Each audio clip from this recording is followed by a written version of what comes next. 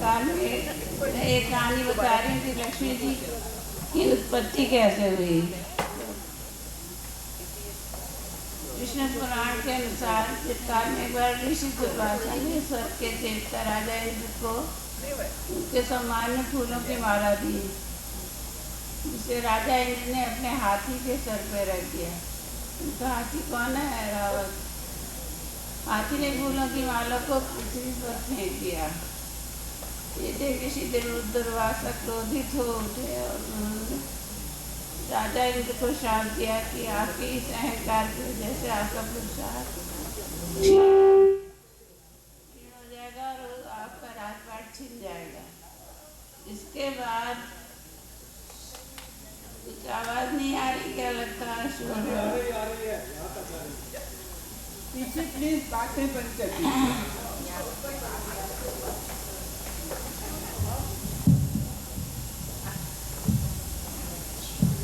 इसके बाद कालांतर में दानवों का आतंक इतना बढ़ गया कि तीनों लोगों पर दानवों का आधिपत्य हो गया।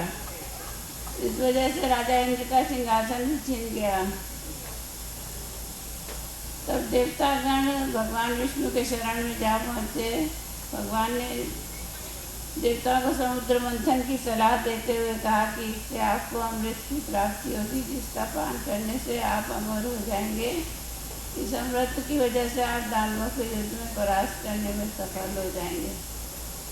भगवान के वचनानुसार देवताओं ने दानवों के साथ मिलकर क्षीर सागर में समुद्र मंथन किया, जिसमें अमृत और विष के साथ 12 रत्न यानी 14 रत्न प्राप्त हुए।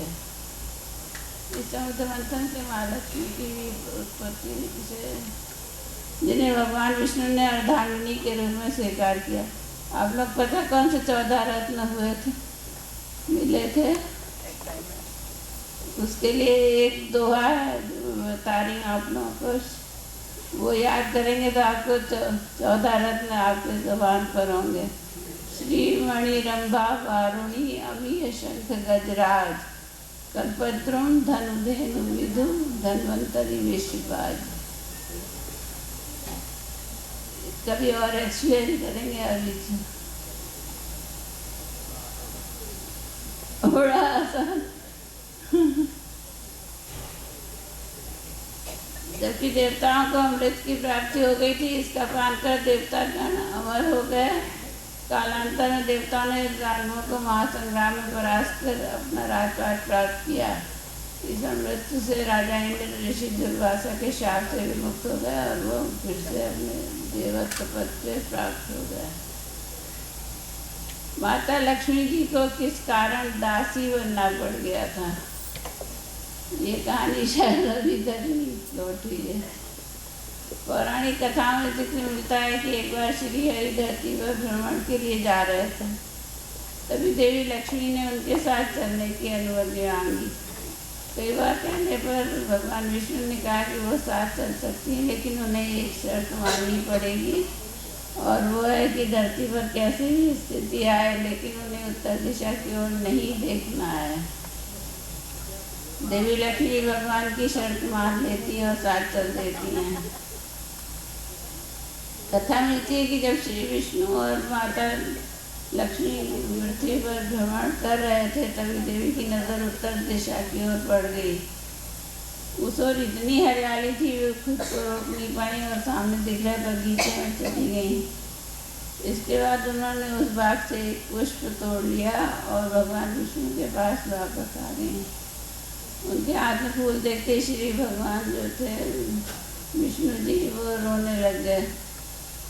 तभी माता लक्ष्मी को उनकी शर्त याद आई, तो उन्होंने भगवान से कहा कि बिना किसी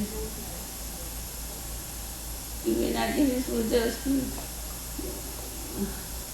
तभी माता लक्ष्मी को उनकी शर्त याद आ गई, तो उन्होंने माफ़ी मांगी। पर भगवान ने कहा कि बिना किसी पूछे उसकी किसी वस्तु को छूना अपराध है। देवी लक्ष्मी को अपनी गलती का एहसास हुआ और उन्होंने भगवान से क्षमा मांगी, लेकिन श्री हरि ने कहा इस गलती की माफ़ी उस बगीचे का माली ही दे सकता है। उन्होंने कहा कि उन्हें उस माली के घर में दासी बनकर रहना पड़ेगा। देवी लक्ष्मी ने उसी क्षण गरीब औरत का रूप धारण किया और सीधे उस माली के घर पहुंच गई। माली ने उनसे कभी खेत में काम करवाया, कभी बगीचे में, तो कभी घर में। लेकिन एक दिन उसे पता चला कि उदासी कोई और नहीं, माता लक्ष्मी है, तो वो रो पड़ा। कथा के अनुसार माली ने माँ लक्ष्मी से क्षमा याचना की और कहा कि जो कुछ उसने उनसे करवाया वो सब अज्ञानतावश था, इसके लिए वो उसे माफ़ कर दें। माँ लक्ष्मी ने मुस्कुराते हुए कहा कि जो भी हुआ वो नियति थी, इसमें उसका कोई दोष नहीं है, लेकिन जिस तरह उसने माँ को अपने परिवार का सदस्य माना और समझा, उसके लिए वो उसे आजीवन सुख समृद्धि का वरदान देती हैं। देवी लक्ष्मी ने कहा कि माली और उसके परिवार के सदस्यों को जीवन में किसी भी तरह का कष्ट नहीं भोगना पड़ेगा। इतना कहकर देवी अंतर ध्यान होकर विष्णु लोग वापस चली गई। कथा समाप्त।